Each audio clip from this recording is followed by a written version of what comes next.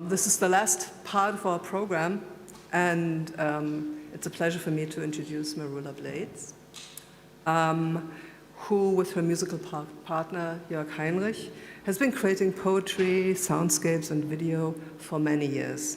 She performs in festivals and schools, has published volumes of poetry, and has paid homage to Du Bois on the occasion of his 150th birthday at the Babylon Theater in Berlin. I'm not sure whether you would agree with me, Marula, but to me, your multi-century explorations of Black history, and I know you also explore other things, but in terms of Black history, they seem to be in a certain kind of sync with what Du Bois does in Souls of Black Folk. So I'm very much looking forward to your performance. And everybody, you're all very much invited to join us for drinks afterwards outside. My first poem is called Freedom Come, and I wrote it in 2007 in celebration of the 200th anniversary of the abolition of slavery.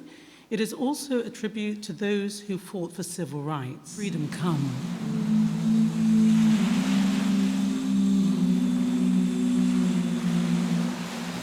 Freedom. An old two-syllable word. The first syllable, light as a whisper. The second, heavy as a leg iron. A 7-letter word, a holy number. It stretches over lands and waters, moaning its solemn songs of hope. Mocked.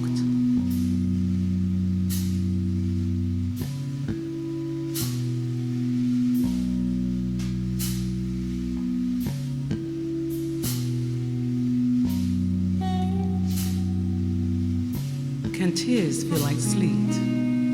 It is winter, roof spot with the fall. This is the end of a hazardous passage, marked with resolves, regret, and stiff poverty. Mocked again I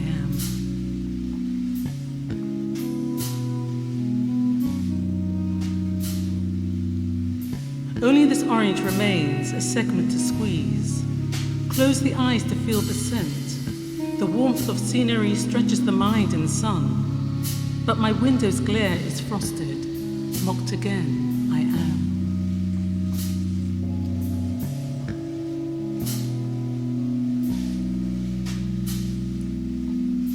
Vitality and richness of earth sets lifelines in a senior palm. Worn out by the black and white of tabloids, lawmakers wake with barbed threats. Bliss is a naval illumination, only the blind can see. Decency takes a back seat on a decrepit bus.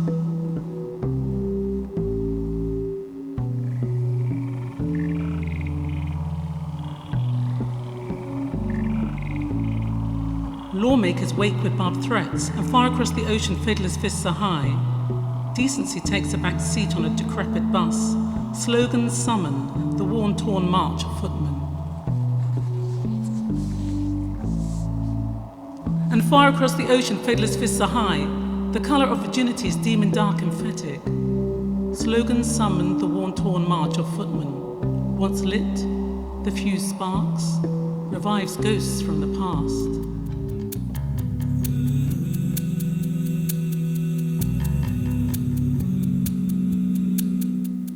In the still, shadows move on a track of woodland sounds.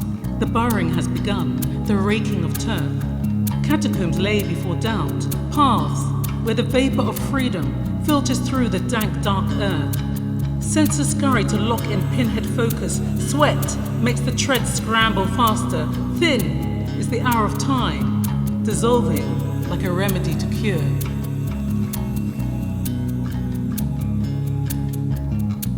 The measure of time. The journey. The measure of time. The journey, the journey. The measure of time, the measure of time. A dark awakening.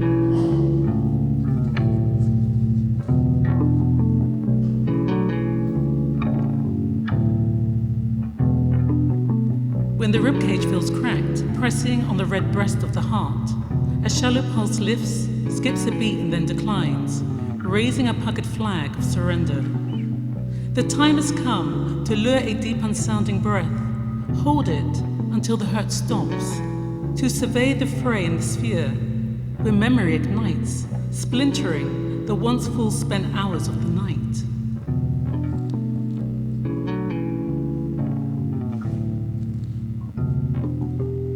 It is in this quietness of space that all doors fling open.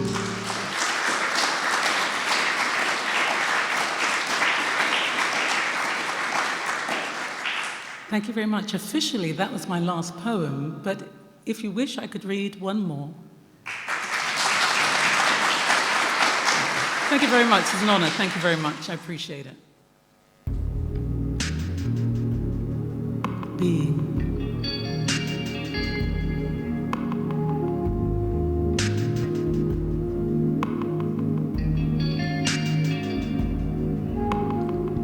I use it daily, the Isle of Colour, which changes tones.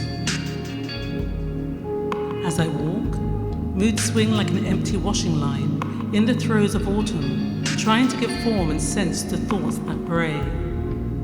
Now, I stand half awake, a brick wall buckles, rubs itself on my skin.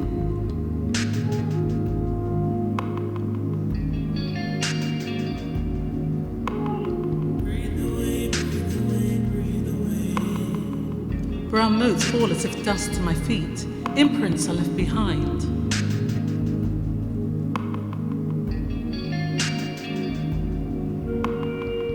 The body is bloodshot, but the sex remains the same, dormant.